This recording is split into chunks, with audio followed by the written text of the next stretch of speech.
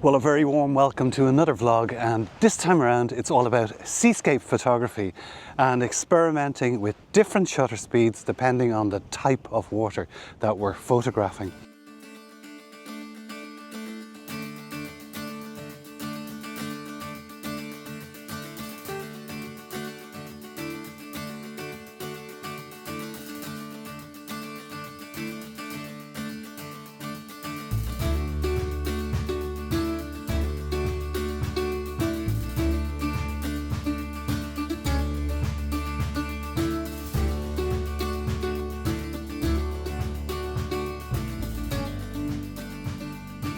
I'm here with some friends from Greystones Camera Club, and we've made our way up to County Donegal, a wonderful place, no better place for seascape photography in Ireland. Well, this morning for sunrise we ventured to Sheephaven Bay, across a boardwalk, through dunes and onto the most beautiful beach. But the features, the mountains and any foreground what on the beach were absent, so very minimalist image, and we focused on trying to capture the line of the beach and the water as it curved towards the distant horizon. We've come now to the Bad Eddy Wreck, and you'll see it just over my shoulder here now.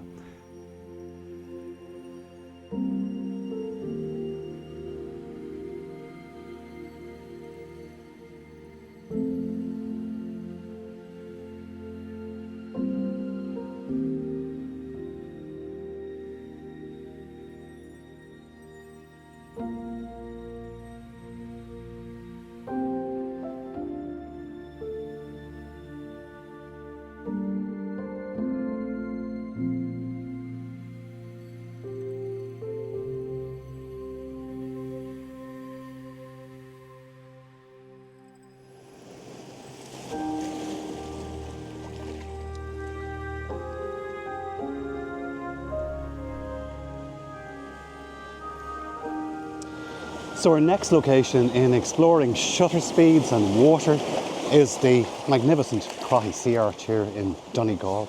Well, this morning, whilst I was photographing the beach at Sheephaven Bay, beautiful beach, we're looking at exposures of 5 to 6 seconds, just to get enough blur in the water without removing all of the detail. When we moved on to the wreck, the Bad Eddy Wreck, I thought it was important to increase the shutter speed to about a 30-second shutter speed. Therefore, the wreck becomes very sharp, very defined in the centre of the frame or on the left or right turn. Here at the Crohy Sea Arch, and that's an absolutely stunning sea arch as you'll see behind me. It's a matter of just playing a game and waiting for the tide to come in, trying a shutter speed. It needs to be a fast enough long exposure, and it varies greatly from seascape to seascape, particularly in rocky scenes like this where we have fast water coming in. Maybe we should reserve it to a 2.5 or 3 second exposure. Any longer exposure just tends to leave the sea totally featureless, and sometimes that's nice. I don't think that suits the scene here. We've got lovely detail in the art, there's some detail in the sky up here, and there's lovely detail in the rock.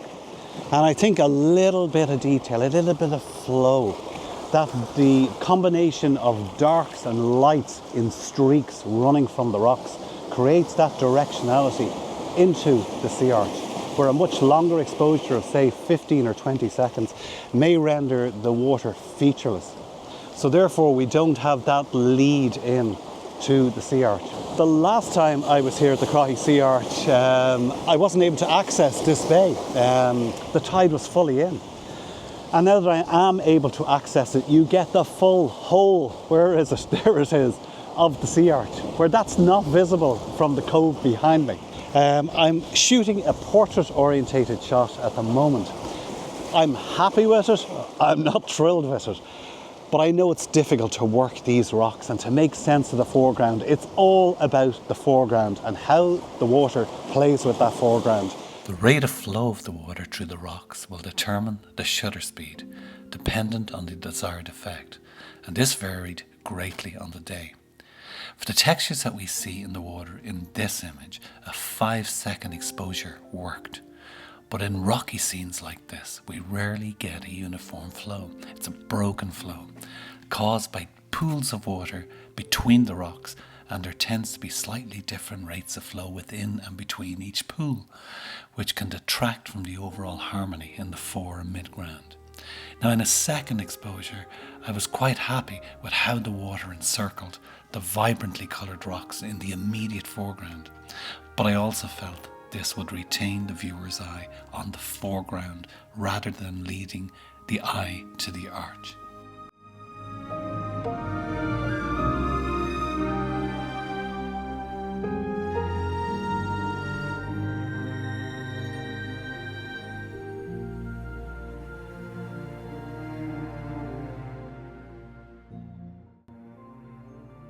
Big thank you goes out to Andrew for shooting the drone footage in this week's video.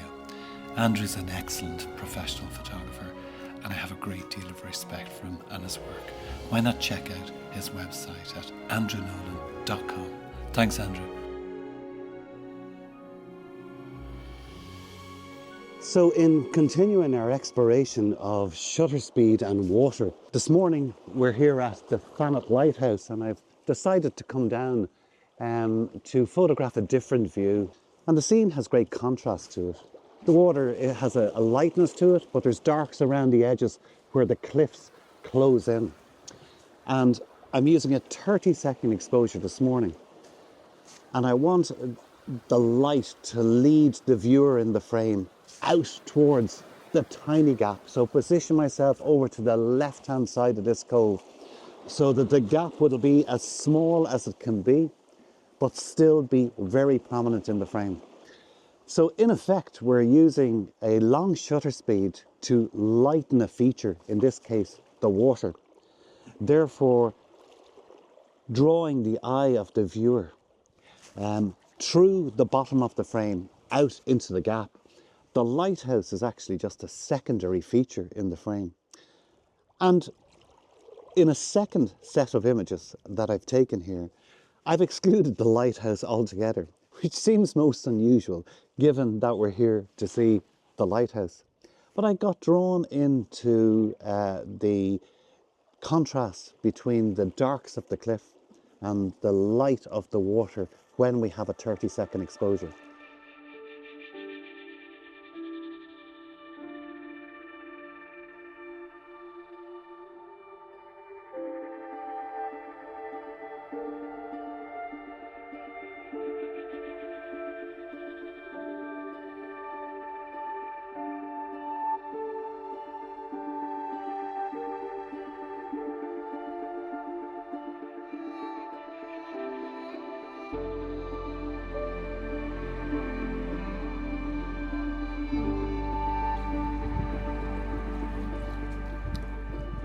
So I'm going to try something a little different here. I've visited this location 3 times now, and the tide is out, so I've come out onto the rocks and there is no foreground in the shot, bar the rock which is positioned behind my head.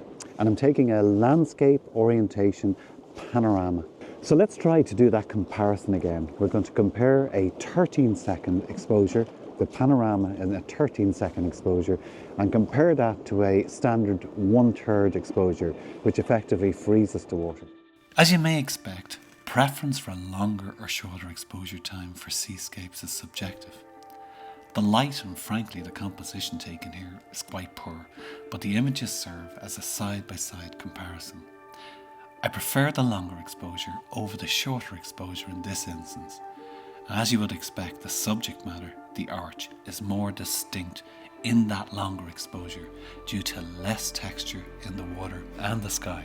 Well, continuing this afternoon our trip to Donegal, I'm with Barry. We're photographing Hornhead here.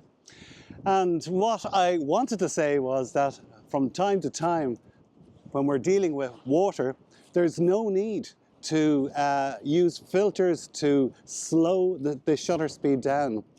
That a standard shutter speed is sufficient. But then I went over and I had a look at what Barry was doing, and he had taken an exposure at 30 seconds.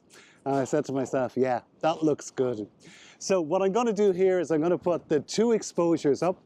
I'm going to take the standard shot here of the Marble Arch, an absolutely incredible feature, a wonder of the Donegal coast.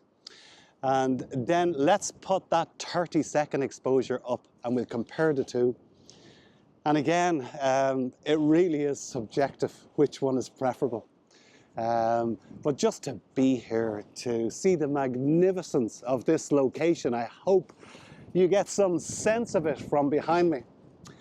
I did go down to the tip here, which was nicely lit, to give a scale to the image, and stood there as Barry took an exposure.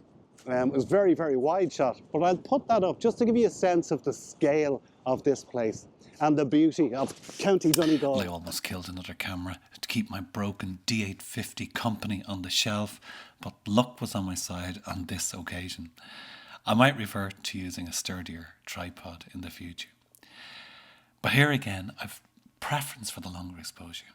It enhances the prominence of the rocks and draws the eye to the arch due to the smooth rendering of the water beneath with a 30-second exposure. Here's a 30-second exposure with rougher sea taken on a previous visit to the Marble Arch, as well as showing off the immense size of the arch by using myself for scale. It shows the effect of a 30-second exposure where there's a faster flow of water. We also have the formation of interesting shapes as the white water mixes and dissolves into the deep blue. So let's further explore shutter speed in Seascapes. Staying in County Donegal, the Murder Hole is well regarded as a superb seascape location where we have a white water surge as in this scene. We're restricted to a faster shutter speed if we want to retain any detail in the water and refrain from blowing out our highlights. In retrospect, I could have used an even faster shutter speed here, but there's a softness in the fast moving clouds which I think adds to the image. Here we are again at the Murder Hole, where a longer 2-second exposure adds a little something special to the foreground whilst retaining the structure of the waves in the midground. In this image, there's a dynamic and action captured, again using a 2-second exposure. The main body of the water is moving slowly, but there's a slap when it impacts the rocks. A much longer shutter speed of 8 seconds was used here on the north coast of Spain. This is a grand, epic location, and it had strong winds and rain on the dawn shoot. I'm surprised I didn't try a faster shutter speed on the occasion, but instead went straight to 8 seconds. I hope it gives a sense of the power of the sea here, because that was the intention. So a hop and a skip from Spain to Norway, and in this winter scene, February, just as darkness was falling, the lights of the rober or cottage were just turned on as I set up the tripod. The sea was a mixture of dark ripples and still reflective patches.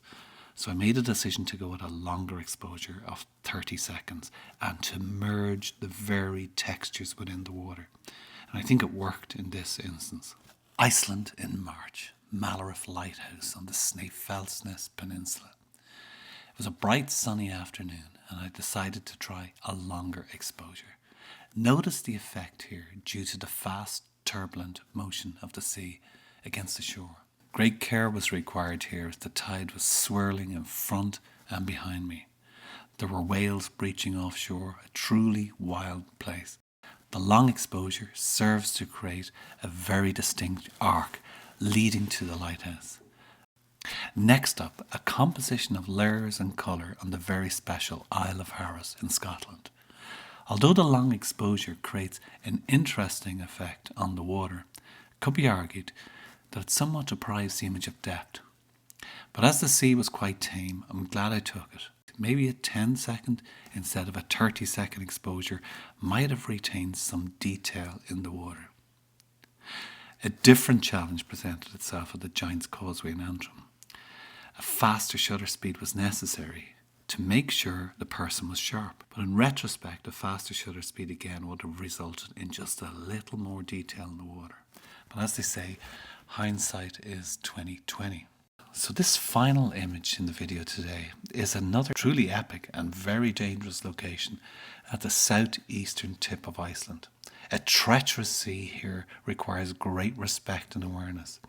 It's surprising that a 3-second exposure resulted in capturing the detail that we see in the waves below the rocks.